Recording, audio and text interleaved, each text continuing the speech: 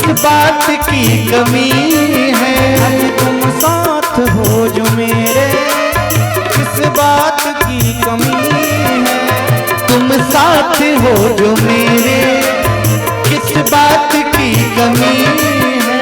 किसी और भक्त की अब परवाह भी नहीं है। किसी और भक्त की अब परवाह भी नहीं है। किसी और भक्त की अब परवाह भी नहीं है। किसी और भक्त की अब परवाह भी नहीं है। तेरे साथ से गुलाम गुलाम, तेरे साथ से गुलाम अब गुलफाम हो रहा है। तेरे साथ से गुलाम गुलफाम हो रहा है। करते हो मेरे प्यारे, करते हो मेरे प्यारे, करते हो मेरे काना, करते हो मेरे काना। मेरा नाम हो रहा है। मेरा आपकी कृपा से सब काम हो रहा है। मेरा आपकी कृपा से सब काम हो रहा है।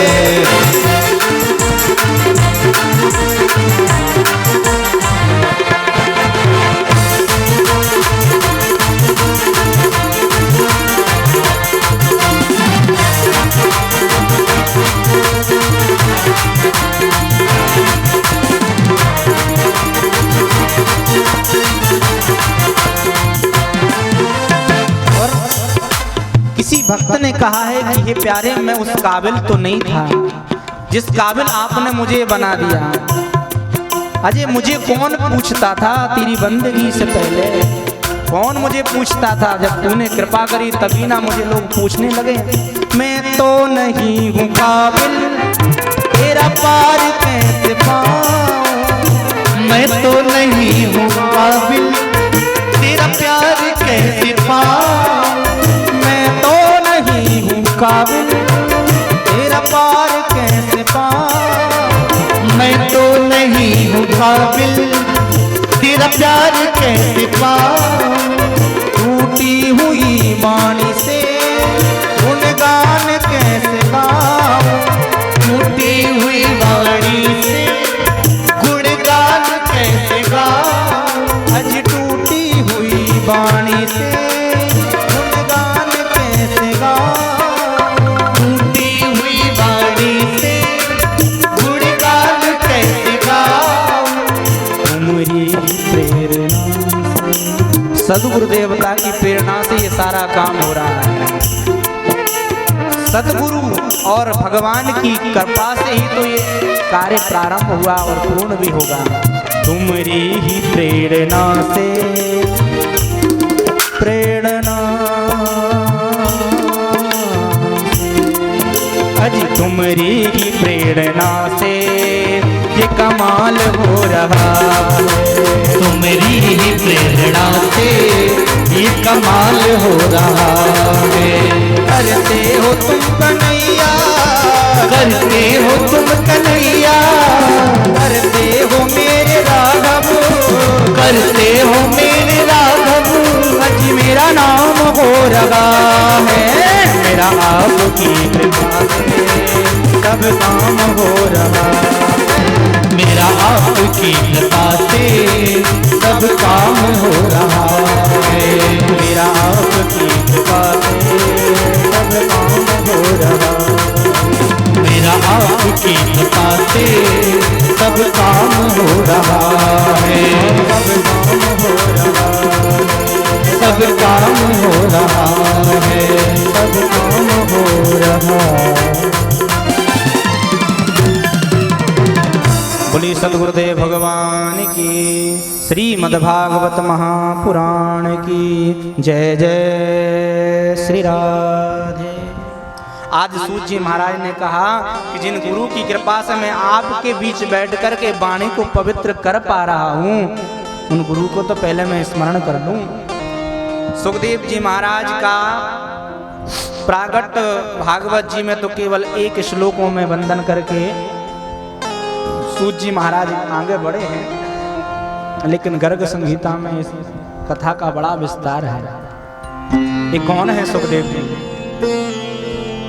तो इस दास का विचार है, जिनकी कथा हम सुन रहे हैं, जो वक्ता प्रधान रूप में बैठे हैं, उनके जन्म की कथा तो सुनाना चाहिए, सुनना चाहिए, भले ही वो कई दूसरे ग्रंथ से हो।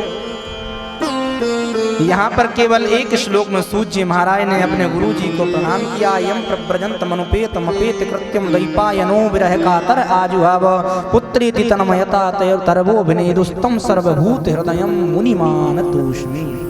ऐसे श्री सुखदेव जी महाराज हैं। जन्म लेने की देर नहीं भई और अपना नाल ही गले में डाल करके यम प्रव्रजंतम, ब्रजगतौ धातु में प्ला उपसर्ग लगा है, मानो जन्म लेकर ही सीधे भाग गए। कहाँ? वन की ओर। पिताजी कहते हैं, बेटा, अरे बेटा रुको, रुक जाओ, रुक जाओ। पुत्री तन्मयतया, व्यास जी के बुलाने पर भी भगवान सुखदेव नहीं लौटे।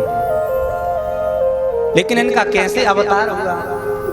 तो वर्णन आता है कि गोलोक धाम में प्रिया प्रीतम श्री किशोरी राधा रानी भगवान श्री कृष्ण रहते हैं, विराजमान हैं। उन्हीं के पास में एक भगवान का, राधा जी का लालित पालित एक तोता के रूप में उनका भक्त है। जब राधा किशोरी जी अपने प्रीतम से वार्तालाप कर रही थी कि इस संसार में जाकर के उन प्राणियों का कल्याण करना है, प्रभु कब चलना है इस धरा पर, ये बात वो सुन रहा था। जब उसने सुना तो कहता है, माँ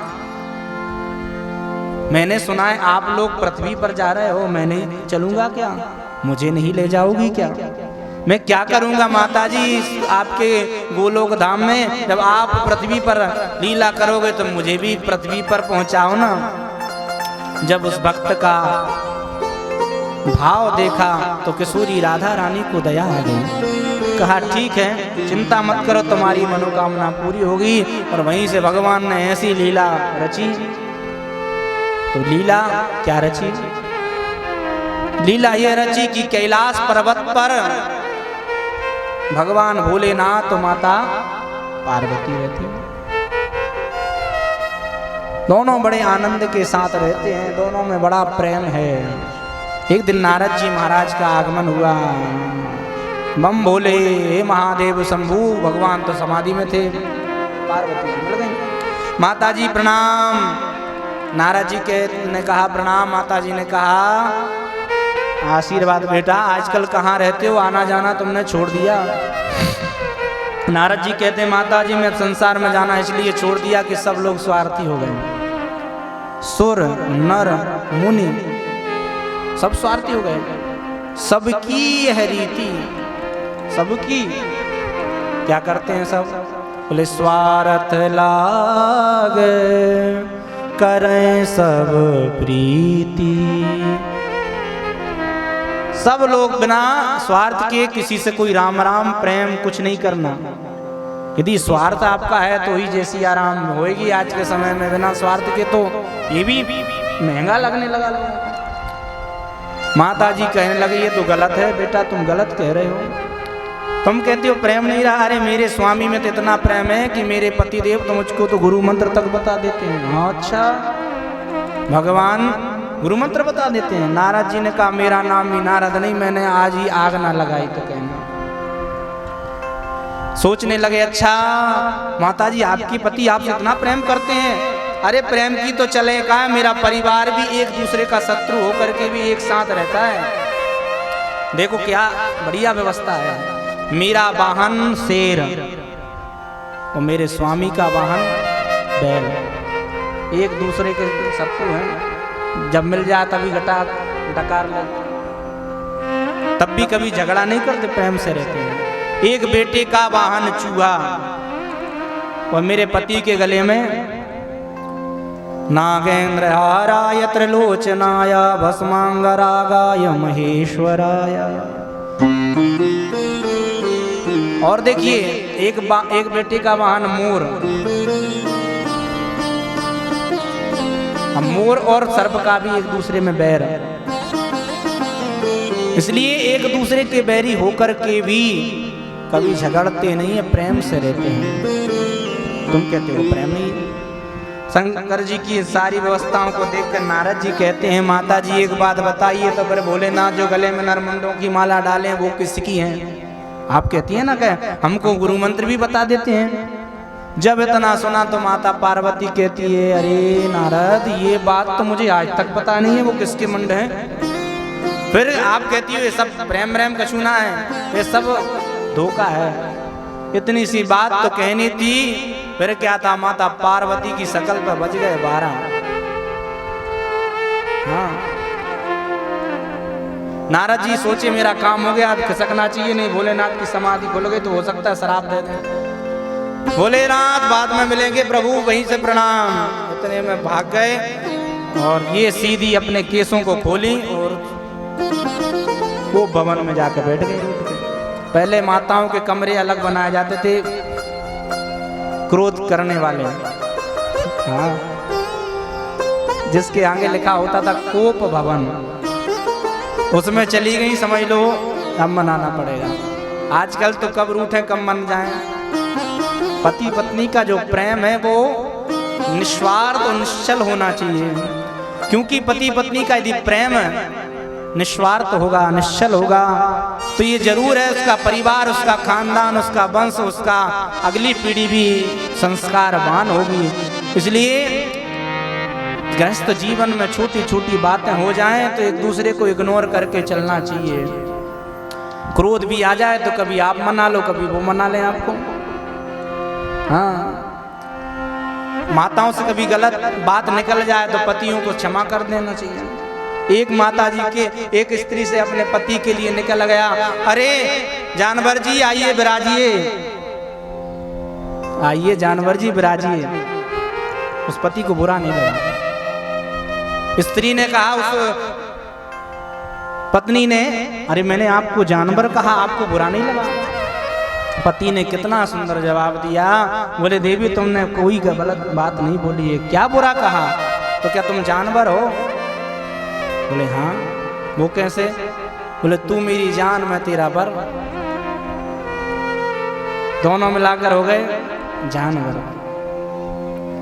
हाँ, पहले 2 पैर के थे, बाद में 4 के हो गए, तो जानवर ही थे।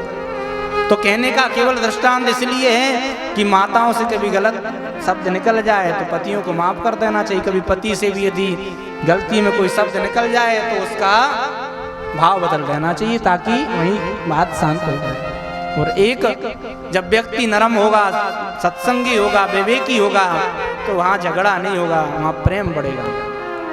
इसलिए माता पार्वती और शंकर में प्रेम है। जब कूप भवन में चली गई तो दौड़े दौड़े गए, अरे देवी क्या बात है, आज क्यों नाराज होकर बैठी हो? बोले हमसे बात मत करो, हम आपसे बात नहीं करना चाहते। अरे देवी बताओगी नहीं तो समाधान कैसे होगा? बोले आप छलिया कपटी, ऐसा कौन सी काम कर दिया मैंने जो कि मैं कपटी हो गया? तब माता पार्वती ने कहा, भोलेनाथ आप कहते हो कि मैं आपसे बहुत प्रेम करता हूँ, मैं गुरु मंत्र भी नहीं छुपाता, लेकिन आज तक ये क्यों नहीं बताया जो आप गले में नरमुंडों की माला डाले हुए किसकी है? भगवान कहने लगे, वाह देवी इतनी सी बात पर इतना बड़ा निर्णय ले लिया, आपको भवन में पहुंच गई, आपने कभी पूछा नहीं और हमने कभी बताया नहीं। अरे देवी और किसी के नरमुंडों की माला नहीं है, ये आप ही के नरमुंडों की माला है। अच्छा वो कैसे? बोले इतनी बार तुम्हारा जन्म मरण हो गया, बताओ तुमसे मैं कितना प्रेम करता हूँ कि हर जन्म में मैं तुम्हारे नरमुंडों की माला अपने गले में डाल लेता हूँ, तो बताओ मैं प्रेमी हूँ कि कपटी? माता कहती है, प्रभु आप कपटी नहीं महाकपटी हो। अरे अब क्या हो गया? बोले इतने बार आप ही कहते हो कि इतने नरमुंडों की माला मैंने तुम्हारे नाम से धारण की है, तो इतने बार बार मैं ही मरती गई, आपको कछूना भयो? आप कौन सी अमर बूटी पर खा के पैदा भयो? भगवान कहते हैं, देवी वही तो बात है, मैं अमर कथा सुन चुका हूँ, वह कारण से मैं मरूंगा नहीं। माता पार्वती ने कहा, आप अमर कथा सुने हो? कौन सी कथा है वो जो आपको अमर बना दी? प्रभु आप मुझे भी सुनाइए। तब माता ने हट किया तो भगवान को उस कथा को सुनाना पड़ा। संसार में दो हट बड़े प्रबल हैं, एक बाल हट, दूसरा हम बतावे बारे नहीं है। बोलो राधे राधे। वो आप खुद समझ गए हैं, सोच भी रहे हैं, सुन भी रहे हैं, तो क्या बताऊं। माता के हट पर आज भगवान ने कैलाश पर्वत पर पहुंच करके अमर कथा सुनाई। कौन ये अमर कथा है क्या? बोले देवी अमर कथा और कोई नहीं, भागवत महापुराण की कथा ही अमर कथा है। बोलो भागवत महापुराण की। जो जीवात्मा इस कथा को सुन लेता है वो फिर इस गर्भ में नहीं आता, उसका जन्म मरण नहीं होता, सीधा भगवत धाम पार्षद बन करके विराजता है। लेकिन देवी हर कोई सुनने के लिए नहीं है, ये अमर कथा है, इसलिए डमरू निनाद किया, सारे पक्षी पलायन कर गए। मैं कथा सुनाऊंगा, तुम सुनना। लेकिन मैं कथा जब सुनाता हूं तो आंख बंद कर लेता हूं देवी, तुमको बीच बीच में हुंका भरना पड़ेगा, ओम ओम ओम का उच्चारण करना पड़ेगा, ठीक है। जैसे कोई कथा कहानियां होती हैं, एक राजा था, सुनने वाला क्या कहता है, हाँ, ओम कोई अर्थ हाँ के रूप में किया गया है। एक रानी थी, हाँ, ठीक है। भगवान आसन जमा करके बैठ गए, शंकर जी ने कथा प्रारंभ की, माता पार्वती श्रोता बन गई। वो जैसे ही कथा हुई धारा प्रभाव बोलते चले गए भोलेनाथ, ऐसी मंत्र मुग्ध हुई। तो प्रायः देखा गया है जब कथा होती है तो नींद आती है, माता भी सो गई। ऐसी सोई महाराज, नींद आ गई और जैसे ही सोई तो लेकिन माता पार्वती ने जब पशु पक्षी पलायन कर रहे थे उस समय ध्यान नहीं दिया। उस व्यासपीठ के पीछे एक तोते का बच्चा पड़ा हुआ था, जो अभी अंडे में से फूटा नहीं था, बाहर नहीं आया था। लेकिन कथा के प्रभाव से वो अंडा फूट गया और जैसे ही फूटा उसमें से एक जीवात्मा का प्रादुर्भाव हो गया, जिनका नाम है सुखदेव जी महाराज। बोलिए सुखदेव जी महाराज की जय।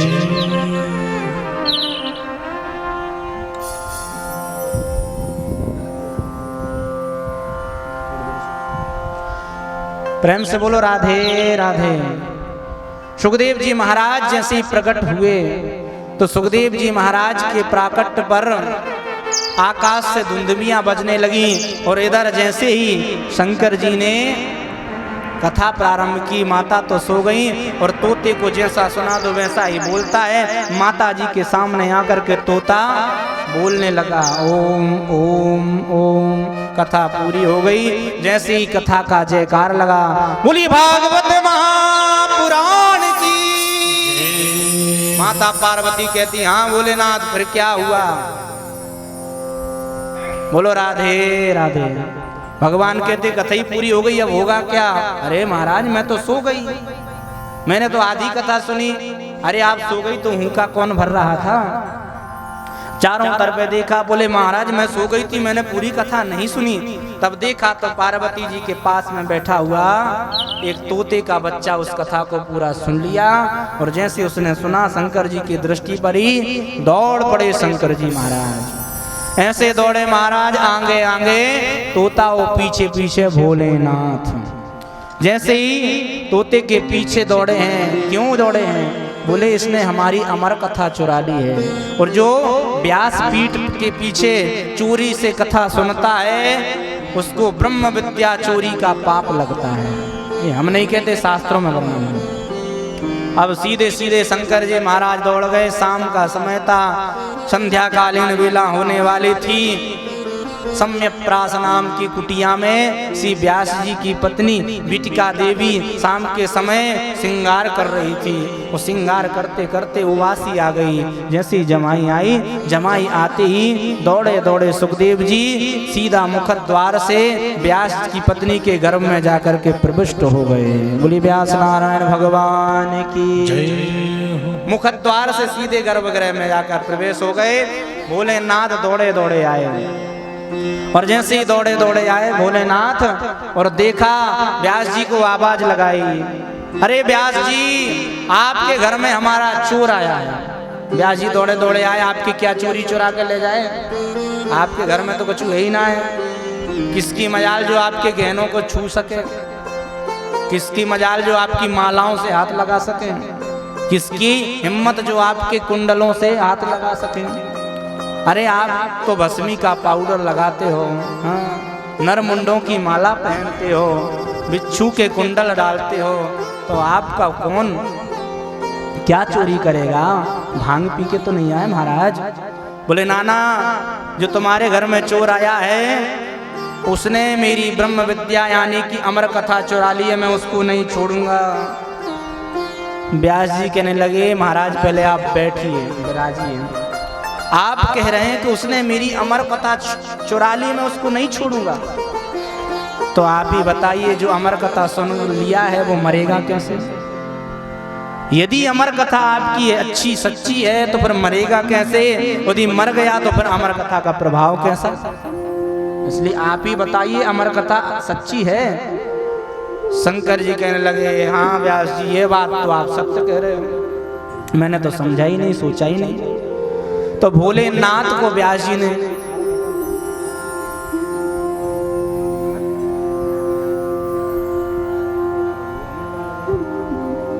हमारे बीच में भोलेनाथ जी आ रहे हैं, क्योंकि बुलाना था तो हमको कथा के विश्राम में, लेकिन अब कथा इतनी लंबी जाएगी तो भोलेनाथ जी का दर्शन करें और इसके बाद में फिर कथा जब विश्राम होगी तब हम शिव पार्वती जी के विवाह के माध्यम से हम दर्शन कराएंगे। आइए हम सभी के बीच में भगवान व्यास जी के घर जैसे भोलेनाथ पधारे हैं, हम सब के बीच में भी भगवान भोलेनाथ आज नृत्य करते हुए आनंद के साथ में सबको दर्शन देने आ रहे हैं। हम सभी लोग उनका स्वागत करेंगे। बोलिए शंकर भगवान की जय हो। भोलेनाथ जी आज बड़े सुंदर भाव से प्रकट हो रहे हैं। भोला भंडारी आया। बोलिए शंकर भगवान की जय।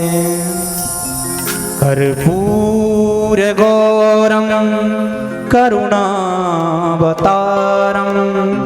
संसार सारम भुजगेंद्रहारम।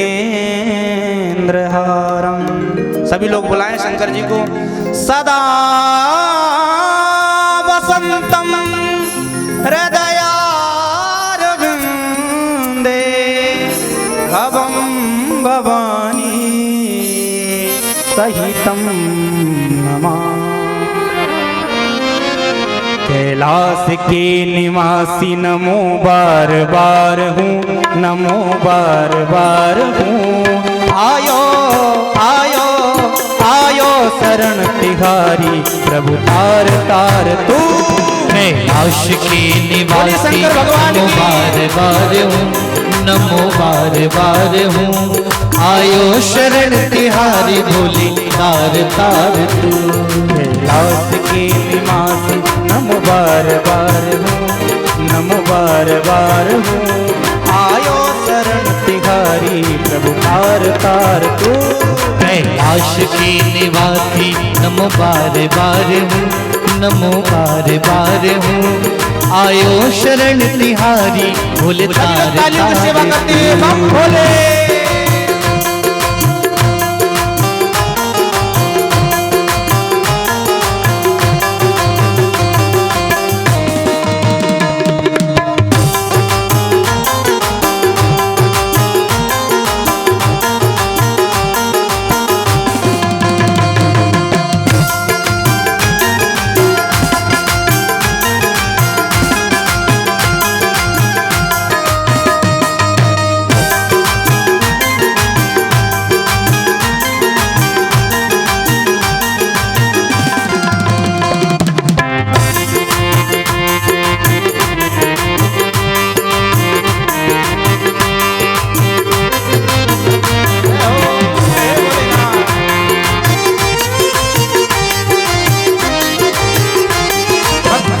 कभी तूने निराश ना किया, भक्तों को कभी शिव तूने निराश ना किया। भक्तों को कभी शिव तूने निराश ना किया। भक्तों को कभी शिव तूने निराश ना किया। मांगा जिन्हें जो चाहा वरदान दे दिया। मांगा जिन्हें जो चाहा वरदान दे दिया। मांगा जिन्हें जो चाहा वरदान दे मांगा जिन्हें जो चाहा वरदान दे दिया। बड़ा ही तेरा दायरा, बड़ा दातार तू, बड़ा दातार तू, बड़ा दातार तू। आयो आयो आयो शरण तिहारी प्रभु तार तार तू। आयो शरण तिहारी बोल तार तार तू। कैलाश के निवासी नमो बार बार हो, नमो बार बार हो।